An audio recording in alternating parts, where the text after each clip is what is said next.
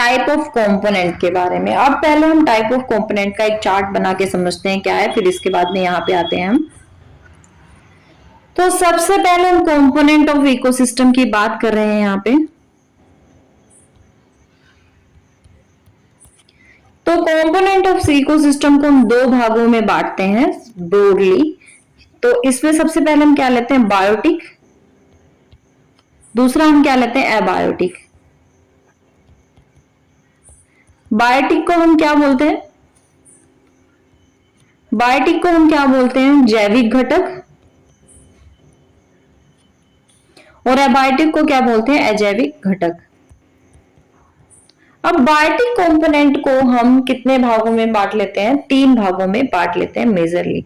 सबसे पहले हम इसको किस भाग में बांटेंगे, बायोटिक को उत्पादक। उत्पादन में कौन से, कि जो क्या करते हैं, प्रोड्यूसर्स होती हैं, वो हमारा क्या है, एक अलग तरीके का बायोटिक कंपोनेंट है। उसके बाद दूसरा जो कंपोनेंट है बायोटिक का, वो क्या है, उपभोक्ता। इसको क्या बोलते हैं, कंज्यूमर बोलते हैं। जो क्या करते हैं, आपके जो प्रोडक्ट है उसको कंज्यूम करने का काम करते हैं। और तीसरा इसका कंपोनेंट क्या है आपका, डीकंपोजर्स। डीकंपोजर्स को क्या बोलते हैं, अपघटक। अब यहां पर एबायोटिक कंपोनेंट की बात करते हैं। तो एबायोटिक कंपोनेंट को हम तीन भागों में बांटते हैं मेजरली। तो मेजरली तीन कौन कौन से पार्ट हैं इसके, सबसे पहला जो इसका पार्ट है वो क्या है, कार्बनिक। दूसरा जो इसका पार्ट है वो क्या है, अकार्बनिक।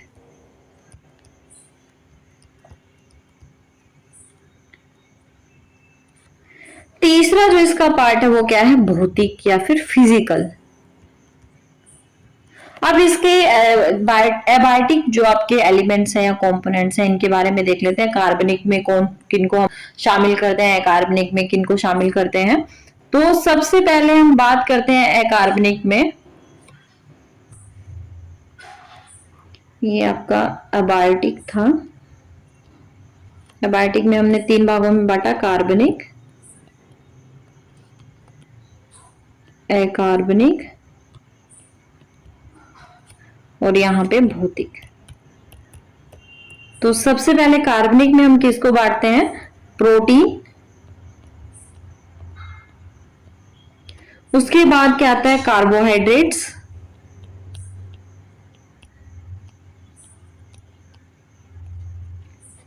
तीसरे पे क्या आता है, वसा। तो ये तीन आपके एलिमेंट है किसके, एबायोटिक कंपोनेंट में, कार्बनिक के। इसके बाद आता है दूसरा, कौन सा है आपका, अकार्बनिक। अकार्बनिक में क्या है, जैसे आपका जल हो गया या वाटर हो गया। उसके बाद गैसेस हो गए।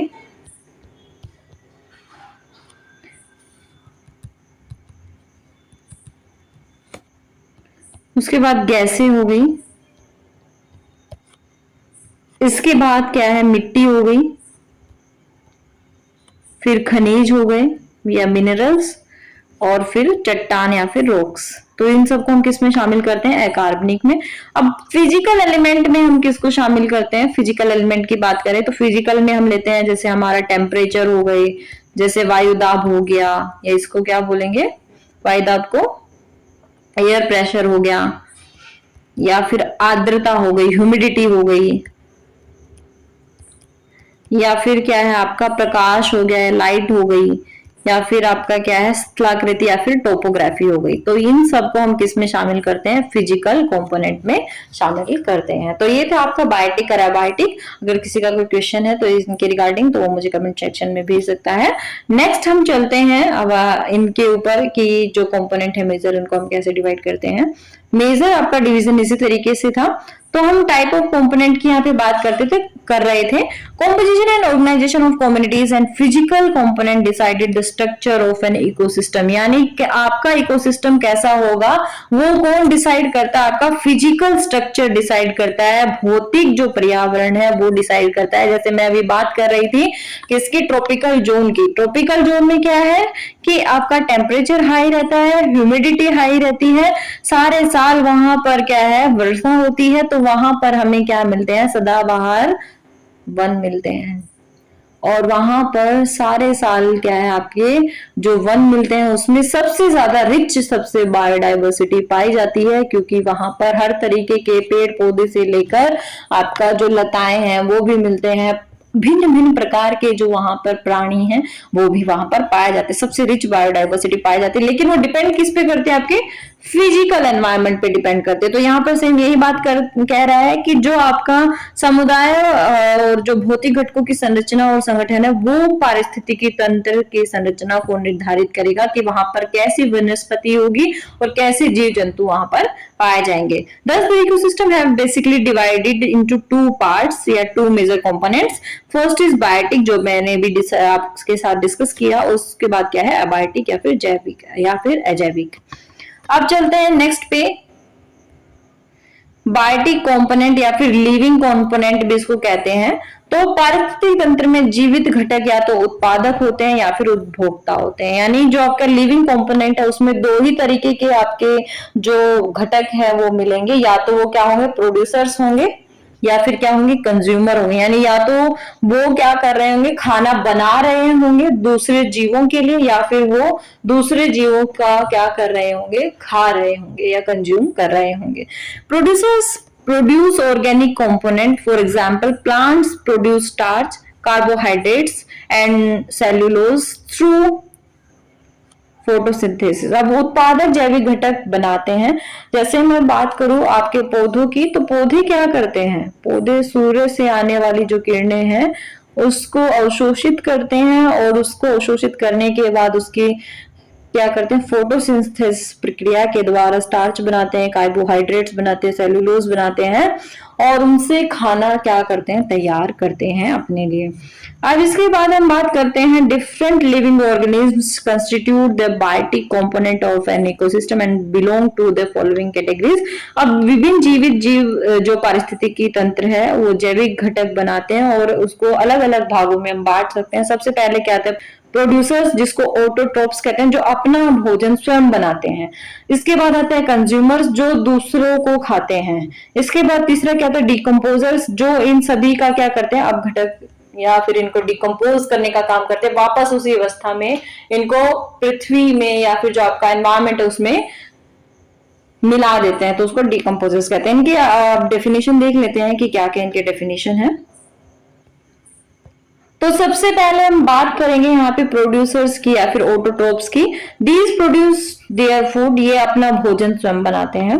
Green plants produce food through photosynthesis, ये काफी इंपॉर्टेंट है, ये क्वेश्चन पूछा भी जाता है कि हरित जो आपके पौधे हैं या हरे पौधे हैं वो अपना जो भोजन है वो किस प्रक्रिया के द्वारा बनाते हैं, तो फोटोसिंथेसिस से वो अपना जो भोजन है उसको बनाते हैं। By combining carbon dioxide water with the help of energy in the form of sunlight, यानी क्या करते हैं वो ऊर्जा की मदद से या सौर ऊर्जा है उसकी मदद से कार्बन डाइऑक्साइड और पानी को मिलाकर या फिर आपका जो H2 है उसको मिलाकर प्रकाश संश्लेषण के माध्यम से भोजन बनाते हैं। अब यहाँ पर आप देख रहे हो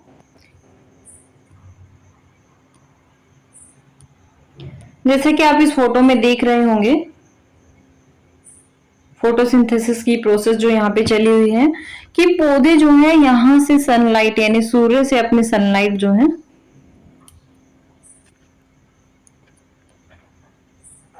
उसको प्राप्त करते हैं। उसके बाद कार्बन डाइऑक्साइड और जो ऑक्सीजन है उसके साथ क्रिया करके ये क्या बनाते हैं, फूड बनाते हैं, ग्लूकोज बनाते हैं। और उसके साथ साथ नीचे से अपनी जड़ों से अपने जड़ों से ये वाटर कंटेंट को भी क्या करते हैं, ऑब्जर्व करते हैं। तो ये पूरी प्रक्रिया क्या कहलाती है, फोटोसिंथेसिस कहलाते हैं। ये अपना भोजन खुद बना रहे हैं ग्लूकोज से या फिर आपकी फोटोसिंथेसिस जो प्रोसेस है उसके थ्रू। तो इसको क्या कहा जाता है, प्रोड्यूसर्स कहा जाता है या फिर इसको ऑटोट्रोप्स कहा जाता है। इसके बाद दूसरा क्या आता है आपका, कंज्यूमर्स या फिर उपभोक्ता। अब उपभोक्ता में भी हम अलग अलग तरीके से इसको बांटते हैं, आगे देखेंगे। उपभोक्ता अपने भोजन के लिए उत्पादकों पर निर्भर करते हैं, यानी जो आपके प्रोड्यूसर्स हैं या ऑटोट्रोप्स हैं उन पर निर्भर करते हैं कंज्यूमर्स। अब एग्जांपल की अगर मैं बात करूं तो ह्यूमन बींग्स अपना भोजन खुद नहीं बनाते, वो दूसरे जो आपके ट्रॉपिक लेवल है उनके ऊपर डिपेंड करता है। अदर एनिमल्स भी जो है वो दूसरे पर निर्भर करते हैं।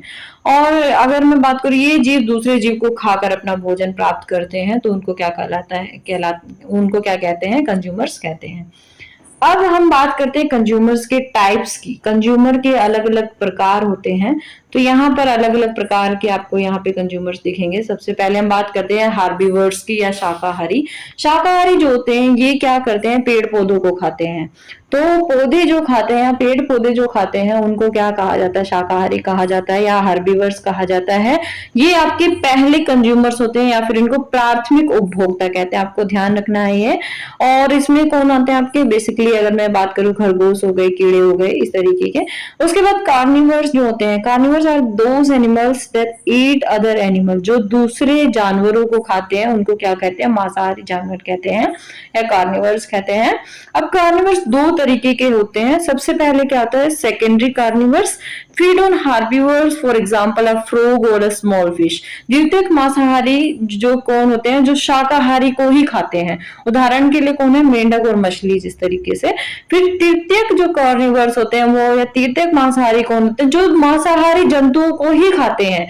तो उसमें कौन है आपके, सांप और जैसे बड़ी मछली हो गई, ये सब क्या आपके तृतीयक शाकाहारी कहलाते हैं। इसके बाद आता है ओमनिवर्स। ओमनिवर्स को क्या कहा जाता है, हिंदी में सर्वाहारी कहा जाता है, यानी जो पौधे भी खा लेते हैं और जानवर भी खा लेते हैं, यानी दोनों तरीके का भोजन वो कर लेते हैं। जैसे अगर मैं बात करूं ह्यूमन, मनुष्य क्या है, पौधे भी खा लेते हैं, नहीं कृषि देखते हो आप, एग्रीकल्चर के प्रोडक्ट को भी खाता है, पेड़ पौधों से भी अपना भोजन प्राप्त कर लेता है और जानवरों को भी खाता है। उसके साथ रेट्स हो गए या फिर मैनी स्पीसीज ऑफ बर्ड्स हो गई, ये क्या करते हैं, जो मांस भी खाते हैं और जो आपका अनाज वगैरह होता है या जो पौधे या वेजिटेशन होती है उसको भी खाते हैं। फिर उसके बाद आते हैं डेट्रीवोड फीड्स ऑन डेड ऑर्गेनिज्म। अब जो 30 आपके क्या होते हैं, डीकम्पोजर्स होते हैं, वो मृत जीवों को खाते हैं। फॉर एग्जाम्पल्स जैसे अर्थवर्म हो गए, क्रैब हो गए, आंट्स हो गए, ये सब क्या करते हैं, मृत जीवों को खाते हैं, जैसे केचुए, केकड़े और चींटियां हो गई। अब इनके बारे में हम बात करेंगे आगे। यहाँ पर आपको दिखेगा टॉपिक लेवल, या फिर अभी जो मैं बात कर रही थी कौन किसको खाएगा। तो यहाँ पे प्राइमरी जो आपका है वो क्या है, घास हो गई, वेजिटेशन हो गई, ये अपना भोजन खुद बनाते हैं और वो सूर्य से आने वाली किरणों से क्या करते हैं, यहाँ पर जो अपना कार्बन डाइऑक्साइड है और H2O है या जल है उसके साथ क्रिया करके ग्लूकोज बनाते हैं और नीचे जड़ से क्या है करते हैं, वो पानी को ग्रहण करते हैं और अपना भोजन खुद बनाते हैं। इसको क्या कहा जाता है, प्रोड्यूसर्स या फिर प्राथमिक उपभोक्ता, प्राथमिक उत्पादक कहा जाता है। इसके बाद प्राइमरी कंज्यूमर या प्राथमिक उपभोक्ता कौन होंगे, जो सिर्फ इन वेजिटेशंस को ही खाएंगे, उनको क्या कहा जाएगा, प्राइमरी कंज्यूमर्स कहा जाएगा, जो कौन होते हैं, शाकाहारी होते हैं। अब इन शाकाहारी जीव जंतु को कौन खाएगा, मांसाहारी जीव जंतु खाएंगे। तो मांसाहारी को क्या कहा जाता है, सेकेंडरी कंज्यूमर्स कहा जाता है। इसके बाद टर्सरी कंज्यूमर्स में कौन होंगे आपके, सर्वाहारी, जो दोनों तरीके के जीव जंतुओं को खा सकता है। अब हम नेक्स्ट पे चलते हैं। प्राइमरी कंज्यूमर्स का भी यहाँ पे वही सेम चीज मैंने दिखाया। ये क्वेश्चन काफी इंपॉर्टेंट है, इसीलिए मैंने इस स्लाइड को भी यहाँ पे रखा है कि इसका क्वेश्चन, क्योंकि काफी बार रिपीट भी हुआ है, इसीलिए। तो जो आपके प्रोड्यूसर्स होते हैं वो ट्रॉफिक लेवल के कौन से स्तर पर आते हैं, इसमें से क्वेश्चन जो प्रीवियस ईयर के आपके नेट के पेपर आप देखोगे तो उसमें पूछे गए हैं। तो ट्रॉपिक लेवल 1 पर कौन आते हैं, आपके प्रोड्यूसर्स आते हैं, उत्पादक आते हैं, जिसमें आपके ग्रीन वेजिटेशन या प्लांट्स होते हैं। ट्रॉपिक लेवल 2 पर कौन आते हैं, आपके शाकाहारी जंतु या फिर प्राइमरी कंज्यूमर्स होते हैं, जिनको क्या कहते हैं, हार्बीवर्स या फिर शाकाहारी कहते हैं। उसके बाद आता है आपका थर्ड ट्रॉपिक लेवल या फिर सेकेंडरी कंज्यूमर्स होते हैं ये, जिसको क्या कहा जाता है, कार्निवर्स कहा जाता है, जो कौन होते हैं, मांसाहारी जीव जंतु होते हैं। फोर्थ ट्रॉपिक लेवल पे टर्शियरी कंज्यूमर आता है, जो कौन होते हैं, आपके सेकेंडरी कार्निवर्स होते हैं, यानी इन जीव जंतु जो मांसाहारी जीव जंतु है उन्हीं को ही खाते हैं। और उसके बाद आता है आपका अपेक्स प्रेडेटर्स, जिसमें आपके वल्चर्स हो गए, इसमें लायंस हो गए, टाइगर्स हो गए, ये सब आते हैं। और इन सारे लेवल्स का क्या होता है, जब ये मर जाते हैं या फिर जब इनका मृत शरीर हो जाता है तो उनको डीकम्पोजर्स खाते हैं, जो वापस पृथ्वी में क्या करते हैं, उनको विलीन कर देते हैं, या आपके एनवायरमेंट में उन तत्वों को विलीन करते हैं। वाटर कंटेंट वाटर उसमें चला जाता है, सॉइल कंटेंट में आपका उसका जो बचा हुआ जो चीजें हैं वो आ जाती हैं, तो वापस उसी फॉर्म में उसको क्या कर देते हैं, बैलेंस कर देती हैं। तो डिकम्पोजर्स क्या कहलाते हैं, ये पृथ्वी का एक बैलेंसिंग पार्ट का बहुत अहम जो हिस्सा है वो कहलाते हैं। इसके बाद नेक्स्ट जो आपका आता है वो डिकम्पोजर्स आते हैं, और उससे रिलेटेड और भी जो आपके मेन जो टॉपिक लेवल में है उनके बारे में हम डिस्कस करेंगे हमारी नेक्स्ट क्लास में। और वीडियो आपको पसंद आई हो तो लाइक कीजिए, हमारे एचके अकेडमी चैनल को सब्सक्राइब करना ना भूलें। मिलेंगे नेक्स्ट वीडियो में, तब तक बने रहिए हमारे चैनल के साथ, और तब तक के लिए थैंक यू।